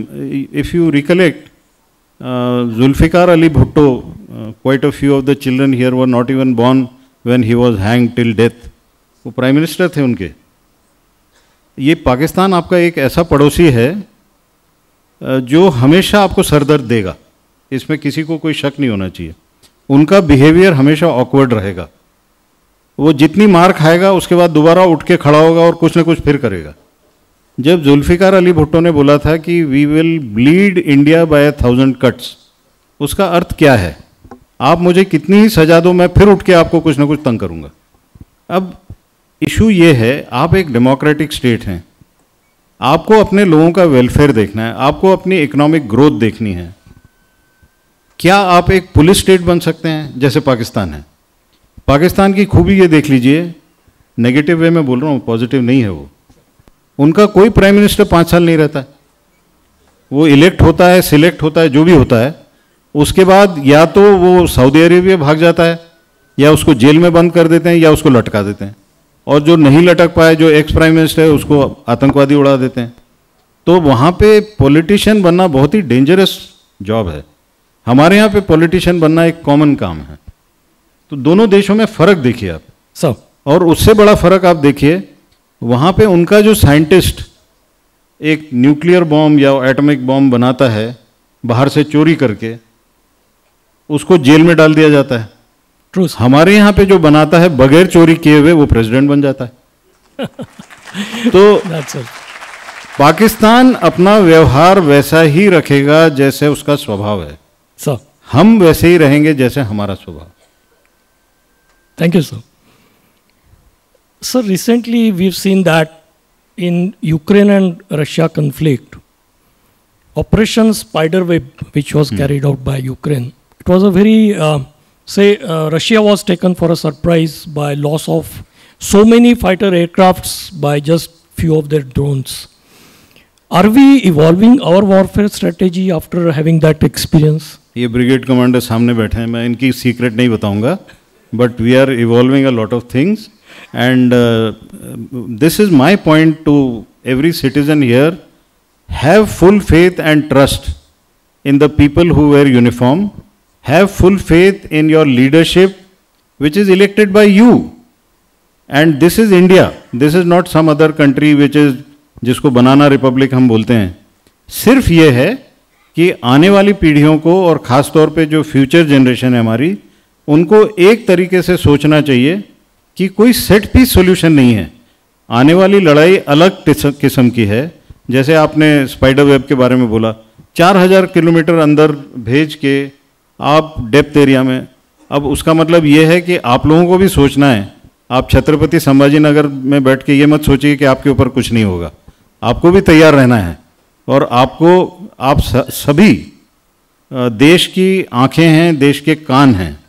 आपको जो भी कुछ गलत दिखता है आपको बताना है। आपको कम से कम ये तो मालूम होना चाहिए कि मुझे किसको क्या बताना है। अगर रशिया में उनके आंख कान ठीक होते तो ये स्पाइडर वेब होना ही नहीं था। 4000 किलोमीटर अंदर जाके अगर ऐसा कुछ होता है तो आपका इंटरनल जो सिस्टम है सिक्योरिटी का, वो कॉम्प्रोमाइज़ हो गया है। अगर हमारे यहाँ पे इंटरनल सिस्टम आज देखें तो हम तो कॉम्प्रोमाइज़ से भी बदतर हैं। तो हमें उसको ठीक करना है, और वहाँ पे सिटीजन्स का रोल बहुत प्रोमिनेंट है। That's a very important and pertinent suggestion which you have given to the ordinary citizens. We have to be very careful, obviously, what is going around us, and we should be obviously keeping track, and whenever required, keep concerned people informed so that we can avoid. Mohan, I want to interject here. I will tell you, once I had gone to Israel, and I had gone as the DG DI intelligence agency का, and I wanted to visit their southern city of Eilat, which is across that Negev desert, काफ़ी दूर है। तो मैंने बोला था कि मुझे I don't want an Israeli military vehicle, please give me a taxi and I'll go in that. Israeli intelligence इतना तेज है कि दे हैड फाउंड आउट मैं कहाँ से हूँ, मैं कौन सी भाषा बोलता हूँ, and I was pleasantly surprise. वो टैक्सी में मैं जैसे ही बैठा तो उसमें मराठी गाने चल रहे थे। The driver was from Mumbai, he was a Jew from Mumbai Shivaji Park. This is called intelligence. And when we were driving all through, I realized he was talking to me in Marathi, और वो सब तरफ ऐसे देखता था। ड्राइव करते करते उसकी नज़र सब तरफ थी, और उसकी नज़र सब तरफ थी। तो मैंने उसको मराठी में पूछा कि काय बघतोय बाबा, काय करणार आहेस तू हे सगळं बघून? तो ही सेड, वो जो सनशेड होता है उसको उसने लोअर किया, उसके ऊपर 4 नंबर्स लिखे हुए थे। उसने बोला सर कुछ भी गलत मैं डिटेक्ट करूंगा तो मैं यहीं से फ़ोन कर दूंगा। ये सिटीजन का रोल है। वो जो ड्राइवर था, टैक्सी ड्राइवर, वो सिटीजन था। ये यंत्रणा हमें अपने यहाँ पे लानी है। कौन लाएगा? जो लॉ एंड ऑर्डर है, ये सारा कुछ राज्य सरकार के अंदर आता है, स्टेट पुलिस के नीचे आता है। ये अभी आपको करना पड़ेगा। आप कितने दिन और इंतजार करेंगे? Thank you sir. Coming to slightly sensitive issue, sir. I mean, what's your opinion about reclaiming? I'll use either POK term or maybe POJK terms. What do you think, sir, about reclaiming this? ये तो parliament में government ने बोला है ना sir, ये तो parliament में पास हुआ है कि POJK इज आर्स. अभी POK और POJK का मैं आपको फर्क बता देता हूँ, so that people are not confused on this. Sir, जो पाक ऑक्यूपाइड कश्मीर है वो जम्मू के नॉर्थ वाला आता है, लेकिन Pakistan for some strange reason looks at that Jammu area and calls it a working boundary. तो हम लोगों का जो एनालिसिस था उसमें हमने एनालिसिस ये किया कि मान लो हमने POK कल को ले भी लिया, वो बोलेगा नहीं ये POK नहीं है, ये तो वर्किंग बाउंड्री है. तो इसलिए हमने उसका टर्मिनोलॉजी चेंज करके POJK किया, और POJK करके so that the entire thing is looked at as one legal status. Now your point about reclaiming, recapturing, integrating, जो भी वर्ड आपको सूटेबल लगे उसको यूज कर लीजिए. मॉडर्न वॉरफेयर में you have multiple options. One option is a kinetic option जिसमें आप मिलिट्री कॉन्फ्लिक्ट से ले लें. उसके अलावा नॉन काइनेटिक या नॉन कॉन्टैक्ट वॉरफेयर. आप सबको ये जानना चाहिए कि आज की लड़ाई में कई ऑप्शंस होते हैं जिसमें लड़ाई नहीं होती है लेकिन रिजल्ट आता है.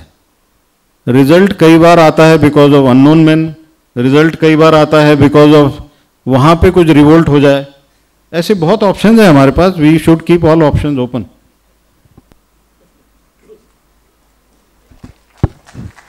I'll not go into for asking about that unknown man, sir, because again there will be too many rats out of the box.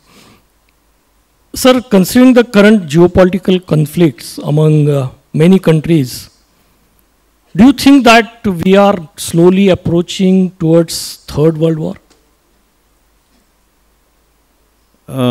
Currently, there are 6 major conflicts which are either going on or temporary halt, whichever you can look at. And there are many more conflicts which are brewing, चल रहा है. लेकिन उसको छोड़िए एक side में. What is the reason that you think Third World War will happen? And Third World War of what type? Military conflict or any other conflict? तो एक मिलिट्री कॉन्फ्लिक्ट के लिए तो ठीक है, एवरीथिंग इज विजिबल कि ये लड़ रहे हैं. There are some wars which are going on और some conflicts which are going on which are not visible to us, but those conflicts are going on. तो उसमें एक कॉन्फ्लिक्ट है which is called the cyber war. वो चल रहा है, it is going on. आपकी दुनिया भर की साइट्स, आपके वेब पेजेस, आपके डेटा सेंटर्स कंटिन्यूसली अटैक होते हैं. ये जो साइबर वॉर है ना, ये first world war, second world war, third world war किसी कैटेगरी में नहीं आता है, लेकिन ये चलता रहता है. और इसके लिए you don't need a separate military which is declared. अब जैसे चाइना में है cyber warriors. Now cyber warriors, some of them are a part of their people's liberation army. Most of them are college going children. Most of them are engineers who are doing some job.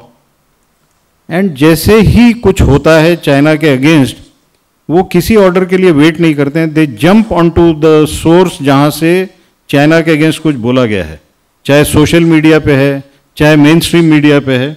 But the cyber warriors immediately jump. Just for your information, हमारे ऊपर भी जो continuous cyber attacks होते हैं, आप ये ना सोचें कि ये साइबर अटैक सिर्फ पाकिस्तान और चाइना से ही होते हैं. There are many countries which are used as a third country base जहां से हमारे ऊपर अटैक होता है.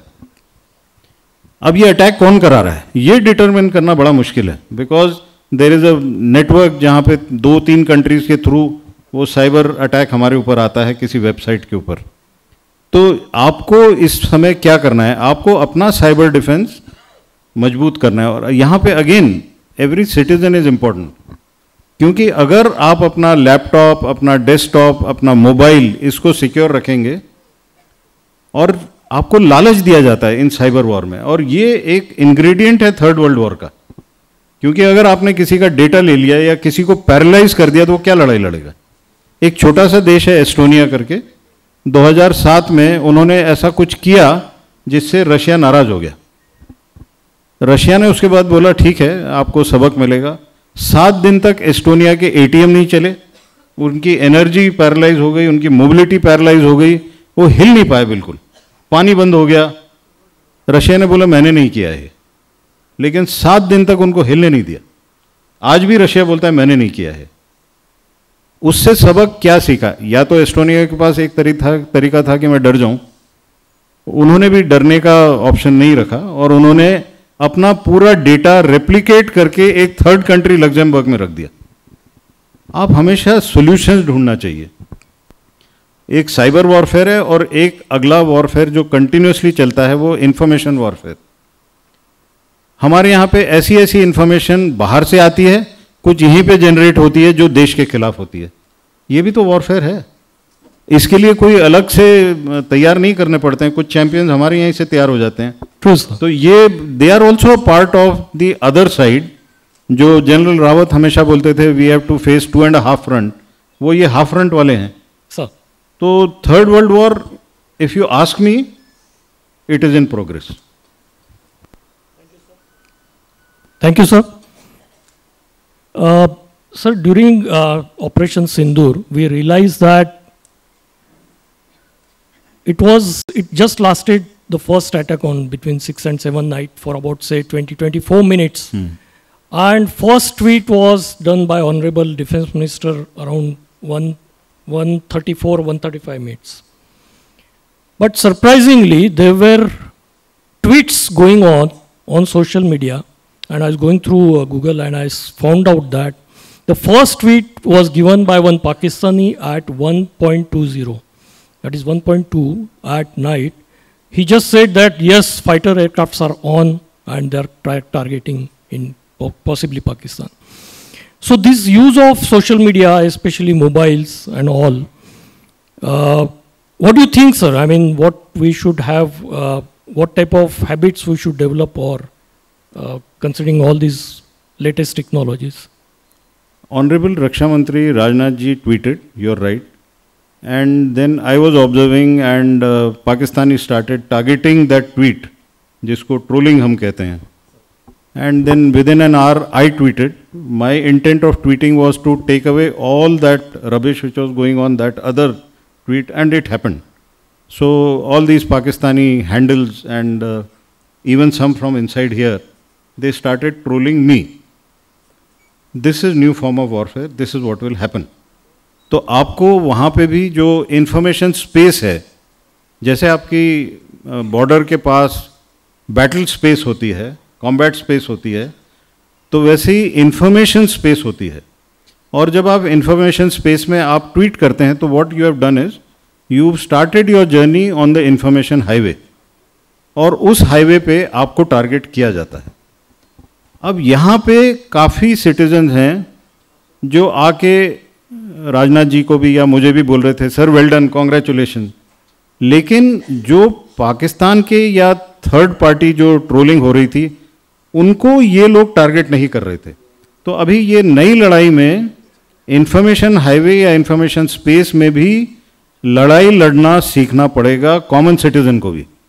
अगर आप पेट्रियट हैं तो आपको लड़ाई लड़नी पड़ेगी वहाँ पे। देश के खिलाफ कोई बोलेगा तो आपने अपनी कमर कस के उसके खिलाफ पड़ जाना है अच्छी तरह से। That's great. आप ये देखिए 1.4 बिलियन पॉपुलेशन है आपकी, 140 करोड़, उसमें से 70% people are utilizing digital devices. तो why should we not have everyone as a warrior, because देश के फेवर में तो सबको बोलना चाहिए। तो वहां पे ये थोड़ी है कि आप लड़िए मैं जरा सो के आता हूं। हाँ, या Sir, I think we'll finish it off. And as a last question, I just want to know, sir, do you have any particular message for ordinary citizen or society in general or the NCC cadets who are listening to you, sir? देखिए, सबके लिए एक message है, ये हमारा देश है।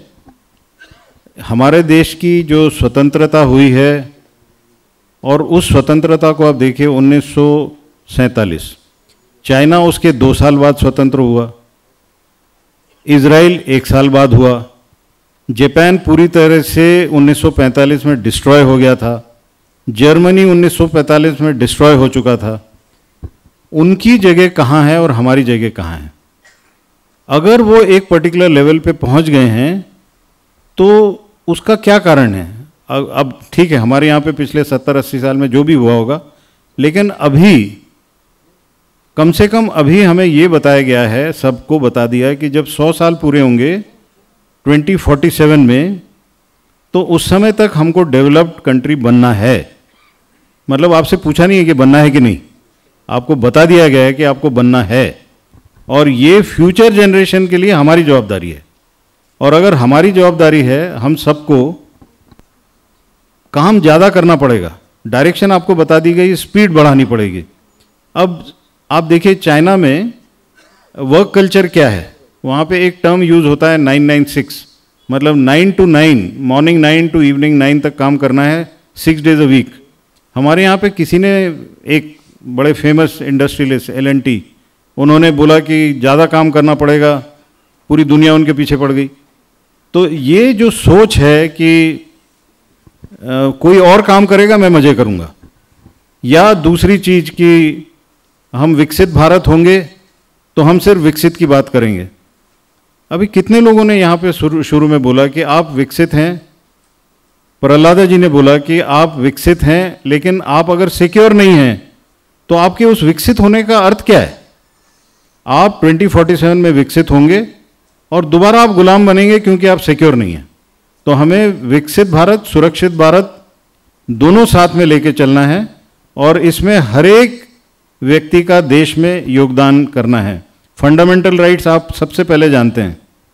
मैं एक छोटा सा सवाल पूछता हूं, यहाँ पे जितने लोग बैठे हैं, कितनों ने कॉन्स्टिट्यूशन फिजिकली हाथ लगा के देखा है? हाथ ऊपर कीजिए। पढ़ा कितनों ने है? ये प्रॉब्लम है। कम से कम कॉन्स्टिट्यूशन देखिए, पढ़िए, समझिए। उसमें एक सेक्शन 51A है, उसमें दिया है फंडामेंटल ड्यूटीज ऑफ सिटीजन्स। एक बार पढ़िए, आपको पता चलेगा कि आपसे एक्सपेक्टेशन देश की क्या है। मैं आपको सिर्फ यही बताना चाहता हूँ, देश हमारा है, हमें देश में काम करना है, हमारी लड़ाइयाँ हमें लड़नी है। हम बाहर के देश से किसी से मदद मांग के अपनी लड़ाई नहीं लड़ सकते। यही मेरा संदेश आप सबके लिए। Thank you very much, sir. That's a really wonderful advice you have given. And we as a citizen, we must know our constitution. I'm lucky at least to touch the constitution, but I owe that, sir. I have to go and read it, and definitely I'll go and read it about, especially the para which you mentioned, sir. So there's a question which has come, obviously, a little interesting question. With your all expertise, what do you think about escalation metrics in war? देखिए, जब भी planning होती है, military conflict की हो, मतलब kinetic warfare की हो या नॉन काइनेटिक वॉरफेयर की हो, तो एक प्लानिंग प्रोसेस में सिंपली आपको हिंदी में मैं बता देता हूँ। जैसे एक सीढ़ी होती है, आप दीवार के साथ लगा के आप सीढ़ी चढ़ते हैं, तो एक एक उसकी, जिसको हम पायरी बोलते हैं, पायरी पे हम पाँव रख के ऊपर जाते हैं। तो एस्केलेशन मैट्रिक्स का ऑप सिंदूर में आप देख लीजिए, सबसे पहले उन्होंने हमारे 26 सिटीजन्स को मारा, टूरिस्ट को मारा, जिनका कोई लेना देना नहीं था इस चीज़ से। तो उसका रिस्पांस किसको देना चाहिए? तो उनके टेररिस्ट को देना चाहिए। तो हमारा आमची पहली पायरी क्या होती? उनके टेररिस्ट स्ट्रक्चर को हमने डिस्ट्रॉय करना है या डैमेज करना है, वो हमारा पहला वाला था। और उसके बाद do you climb the next step? उसके पहले the DGMO, both the DGMO talk and we tell them, और ये हमने पहले भी किया है, वी टेल देम दैट हमने टेररिस्ट टारगेट किया because of what happened on 22nd of April. This is our response. And he says, okay, but he escalates. Now we have not escalated. He escalates. So he's climbed the next step of targeting our civilians. So we don't talk to him now and we target his air bases. Pudchi pairi apan chad lo. So that is the third step that we've climbed. And then he rings up to say enough. So escalation matrix mein there is always an exit clause, which if you want an honorable exit, it is available. But if you want to climb more, we are ready. We have paused it presently. We have paused in the kinetic domain, but we have told him कि ये Indus water treaty हम revise करेंगे. So at least in the non kinetic domain the option is still going on. Thank you very much, sir. Any questions you want to take from audience? एक महाराष्ट्रीयन माणूस इतक्या मोठ्या पोस्टवर गेलाय, आम्ही निश्चितच, आम्हाला सगळ्यांना गर्व आहे तुमचा. तुम्ही आम्हाला खूप गोष्टी समजावून सांगितल्या. एक छोटासा प्रश्न असा आहे की गव्हर्नमेंट आणि मिलिटरी बाहेरच्या शत्रूशी लढायला तर पुरेशी आहे, ती अंतर्गत शत्रूच्या बाबतीत काही विचार करते का? आणि आम्हाला सेफ राहण्याकरता तुम्ही मार्गदर्शन केलं की आम्ही काय करायला पाहिजे, पण मिलिटरी अंतर्गत शत्रूंकरता काही करते आहे का? हे बघा, गव्हर्नमेंट जशी चालते किंवा गव्हर्नमेंटचे जे चालायसाठी गाईडलाईन्स असतात त्याच्याबद्दल मी तुम्हाला थोडंसं सांगतो. 2 डॉक्युमेंट्स आहेत. त्या 2 डॉक्युमेंट्समध्ये कोण काय करेल ते एक डॉक्युमेंट ते आहे, आणि ते कसं करेल ते दुसरं डॉक्युमेंट आहे, आणि तिसरं एक डॉक्युमेंट आहे त्याला युनियन वॉर बुक म्हणतात. तर पहिलंवालं आहे ॲलोकेशन ऑफ बिझनेस रूल आणि transaction of business rule. Allocation म्हणजे कोणतं मंत्रालय काय करेल, राज्य सरकार काय करेल, केंद्र सरकार काय करेल, ते ॲलोकेशन ऑफ बिझनेस रूलमध्ये. कसं करेल ते ट्रान्झॅक्शन ऑफ बिझनेस रूल लिहिलेलं आहे सगळं. युनियन वॉर बुकमध्ये पीस टाईममध्ये कोण काय करेल, मिलिटरी काय करेल, स्टेट पोलीस काय करेल, प्रत्येक मंत्रालयाबद्दल दिलेलं आहे. शॉर्ट ऑफ कॉन्फ्लिक्ट म्हणजे अजून कॉन्फ्लिक्ट झालं नाही, पण शॉर्ट ऑफ कॉन्फ्लिक्ट कोण काय करेल आणि कॉन्फ्लिक्टच्या ड्युरेशनमध्ये कोण काय करेल क्लिअरली दिलेलं आहे. बरं, याच्यात जे आंतरिक गोष्टी आहेत त्याच्यासाठी पॉवर कोणाला आहे? स्टेट पोलीस, बरोबर आहे. CRPF, BSF हे गृह मंत्रालयाखाली आलेले जितके लोक आहेत, CID, इंटेलिजन्स ब्युरो, याच्यात मिलिटरीचा रोल नाही आहे. मिलिटरीचा रोल क्लिअरली बाहेरच्या शत्रूसाठी आहे. पण जिथे पोलीस फेल होईल किंवा पोलीसला मदत लागेल तेव्हा तिथले जे डिस्ट्रिक्ट मॅजिस्ट्रेट असतात ते लिहून देतात आणि मग मिलिटरी येते. जेव्हापर्यंत लिहून देत नाही तेव्हापर्यंत मिलिटरी आंतरिक गोष्टीत बिलकुल दखल देत नाही. आणि ती इतकी चांगली एक सिस्टम आहे ज्याच्यामुळे आजपर्यंत तुम्ही पूर्ण दक्षिण एशियामध्ये बघा, कोणत्याही देशात दक्षिण एशियामध्ये तुम्हाला असं दिसते का की मिलिटरीनी इंटरनल कू किंवा ज्याला आपण म्युटिनी किंवा जे काही म्हणायचं आहे, मिलिटरी रूल पाकिस्तानमध्ये दर 4-1 वर्षात येतं, बांगलादेशमध्ये तसंच आहे, श्रीलंकेमध्ये तसंच आहे, मालदीवमध्ये तसं आहे. पण Indian military has always respected the constitution and let it remain like that. Please do not encourage military to do something which is not their business. If internally there is some weakness, please strengthen the police, please strengthen the internal governance, but don't involve the military in issues which are not supposed to be theirs. Yes, thank you so much, sir. Thank you for the clearance. Good evening, sir. It's an honor to have you here. Sir, मेरे आपसे 2 सवाल है. पहला कि जब आप वो room में होते हो जहाँ पे ऑपरेशन डिसाइड होते हैं तो आपका माइंड डेफिनेटली बहुत प्रेशर में होता होगा, तो उस समय आप क्या सोचते हो, आप अपने माइंड को कैसे काम रखते हो? और दूसरा, what are the possibilities of a nuclear war? जितने भी यहाँ मिलिट्री वाले बैठे हैं ना, हमारे ऊपर ट्रेनिंग में ही इतना प्रेशर बना दिया जाता है कि लाइव में हमें कुछ फ़र्क नहीं पड़ता. नहीं सर, एज एन एडवाइस कि हम हमारे माइंड को कैसे काम रखें. आपने रैगिंग तो बंद करा दी. हम ऑफिशियली नहीं बोल सकते, लेकिन हमारे ऊपर ट्रेनिंग में इतना प्रेशर होता है कि लाइव वॉर सिचुएशन में हमें कोई फ़र्क नहीं पड़ता किसी चीज़ का. हम बिल्कुल कामली जाते हैं. गुस्से में कभी हम लड़ाई नहीं लड़ते. हमारा कभी ये टर्मिनोलॉजी जो आजकल हम सुनते हैं ना, नर्वस ब्रेकडाउन, डिप्रेशन, ये हमारे डिक्शनरी में नहीं है. दूसरा, न्यूक्लियर वॉर के बारे में, अगर आपका एक स्टूपिड नेबर है तो कुछ भी हो सकता है. तो इसलिए आपको पूरी तरह से तैयार रहना है. और उसके लिए एक तो है काउंटर ऑफेंसिव, मतलब जैसे डिस्टिंग्विश्ड साइंटिस्ट प्रहलाद रामाराव जी ने बोला कि मिसाइल हवा में ही डिस्ट्रॉय करना या उनके बेसिस डिस्ट्रॉय करना, ये एक ऑप्शन तो आपके पास है. लेकिन प्रोटेक्टिव मेजर भी हमें शायद दोबारा से सोचना पड़ेगा कि हमारे सिटीजन्स कैसे सेफ रहेंगे। और अभी रिसेंटली प्राइम मिनिस्टर ने अनाउंस किया कि हम लोग पूरा अपना एयर डिफेंस सिस्टम रिवाइटलाइज करेंगे। लेकिन साथ ही साथ मैं आपको ये बता सकता हूँ, बहुत सारे देशों में मैंने देखा है वहाँ पे स्कूल्स में सिविल डिफेंस ड्रिल्स होती हैं। हमारे यहाँ बहुत सालों बाद यहाँ पे सिविल डिफेंस मॉक ड्रिल शुरू हुई। मैं 1965 वॉर के टाइम पे मैं स्कूल गोइंग बच्चा था, आई थिंक 3rd में था दिल्ली में, मेरे पिताजी वहाँ पोस्टेड थे। तो वहाँ पे ये अलार्म्स होते थे, सायरन्स बजते थे, एयर रेड के सायरन, और हमारे घर के सामने हमने ट्रेंच बनाया हुआ था, हम दौड़ के वो ट्रेंच में चले जाते। मैंने अभी चेक किया, जब ये सिविल डिफेंस के मॉक ड्रिल्स के बारे में हम कोऑर्डिनेट कर रहे थे, सिविल डिफेंस की एक अलग डिपार्टमेंट है मिनिस्ट्री ऑफ होम अफेयर्स के। It became quite a shocking news to us to know that many district don't even have sirens. तो हम जब कुछ हमारे सर पे पड़ता है तो हम जाग जाते हैं एकदम। तो ये it was quite a shock to realise that district collector is turning around and saying कि मेरे पास तो सायरन ही नहीं है। तो ये कैसे, मतलब ये हम आपने सब हमारे ऊपर ही छोड़ दिया है क्या?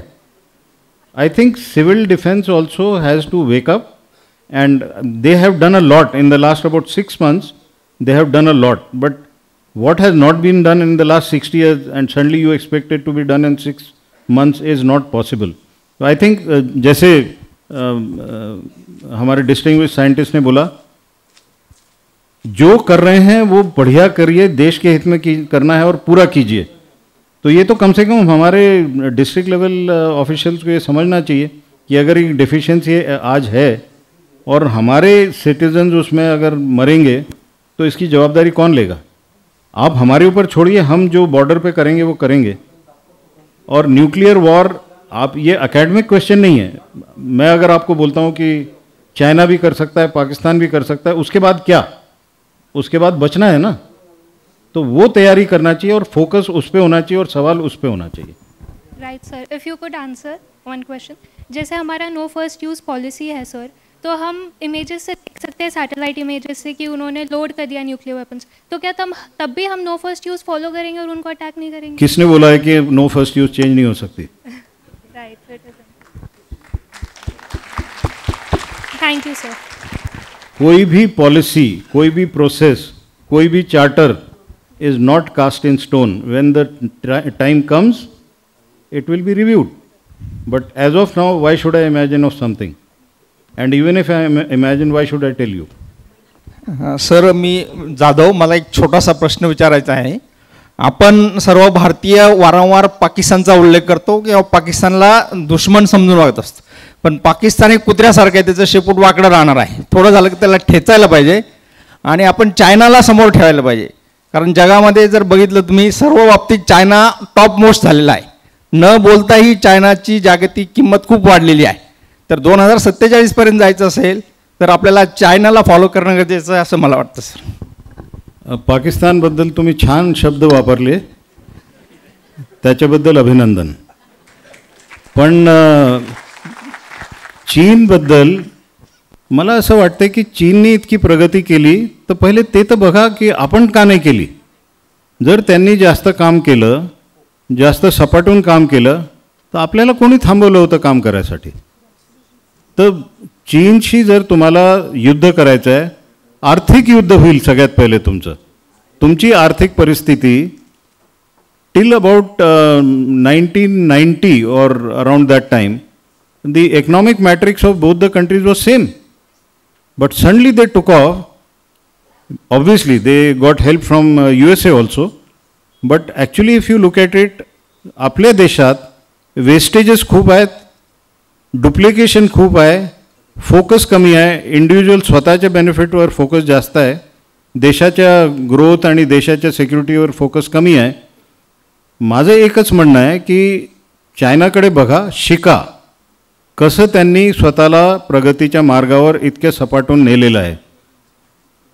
आपण लढू शकू, पण पहिले कमीत कमी मजबूत व्हा, त्यांच्या जितके मजबूत व्हा। आणि नॉर्मली लोकांना असं वाटतं की सैन्यातला अधिकारी आहे तर लढाईबद्दलच बोलेल। मी तुम्हाला सांगतो की सैन्यातला कोणताही अधिकारी लढाईचा इच्छुक नसतो, पण मजबूत सैन्य असलं तर लढाई होत नाही. तर म्हणून आपल्याला जर चीनकडनं लढाई अवॉइड करायची आहे तर सगळ्यात पहिले चीन जितकी मजबूती आपल्याला आणावं लागेल.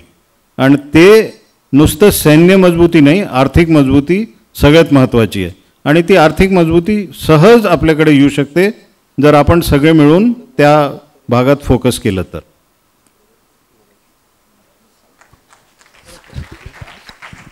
Sir, good evening sir. मी विनय राऊत. एक प्रश्न असा विचारायचा होता सर, की जसं आपल्या यांनी नारी शक्तीबद्दल आपण जे दाखवलं, तर पुढचं जे डेव्हलपमेंट असेल त्याच्याबद्दल आपण काही सांगू शकाल का? म्हणजे नारी शक्तीनं जे ड्रोन्स वगैरे पाळले त्याच्यामध्ये भरपूर प्रमाणामध्ये नारी शक्तीचा उपयोग झाला आहे आणि तो पेशन्स त्या गोष्टी खूप घेण्यासारख्या होत्या. आणखीन त्याच्याबद्दल आणखीन काय सांगू शकाल का? अरे, नारी शक्ती तर आपल्याला आधीपासूनच मिळालेली आहे. राधा कृष्ण, सीता राम, पहिले काय येते? आपल्याला कोण शिकवू शकते नारी शक्तीबद्दल? आपल्याला कोण सांगणार आहे feminism? It's a western concept. आपलं नारी शक्ती म्हणजे आपल्याकडे जे स्त्रियांचं जे स्थान आहे ते सगळ्यात महत्त्वाचं आहे. म्हणून आपलं छत्रपती शिवाजींना कोणी शिक्षण दिलं? जिजाबाईंनी दिलं ना. जिजाबाई केम्ब्रिज किंवा स्टॅनफोर्डला तर नव्हते गेले ना. आपल्याला कोणी शिकवू नाही शकत की नारी शक्तीसाठी काय करायचं आहे. आर्म्ड फोर्सेसमध्ये, मिलिटरीमध्ये आमच्याकडे ऑफिसर्स आहेत, लेडी ऑफिसर्स आहेत. आम्ही लेडी ऑफिसर्स वगैरे कमी म्हणतो, ऑफिसर्सच म्हणतो. आणि ते सगळं चांगलं काम करून राहिले, बेस्ट पॉसिबल. कारण आमच्याकडे जे इथोज आहे, आमचे ट्रेडिशन्स आहेत, आमचं ट्रेनिंगचं सिस्टम आहे, आम्ही सगळ्यांना समान मानतो. आणि ते लोक चांगलं, आता फायटर पायलट्स आहेत आपल्याकडे, हेलिकॉप्टर पायलट्स आहेत, रडार ऑपरेटर्स आहेत. तुम्हाला माहिती आहे जेव्हा उरीचा हल्ला झाला होता, सर्जिकल स्ट्राईक्स केलं होतं आपण, आणि त्यावेळेला जे आपले रडार ऑपरेटर, सगळ्यात चांगली रडार ऑपरेटर होती ती एक मुलगी होती आणि तिला अवॉर्ड मिळाला त्याचा. तर आम्ही उगाच जास्त पब्लिसिटी देत नाही, कारण मग त्यांना धोका होतो त्याचा. DRDOमध्ये कितीतरी लेडी विमेन सायंटिस्ट आहेत, इस्रोमध्ये आहेत. कोणी आम्हाला शिकवू नका, आमचं सगळं व्यवस्थित चाललेलं आहे. तुमच्याकडे आहे पद्मश्री.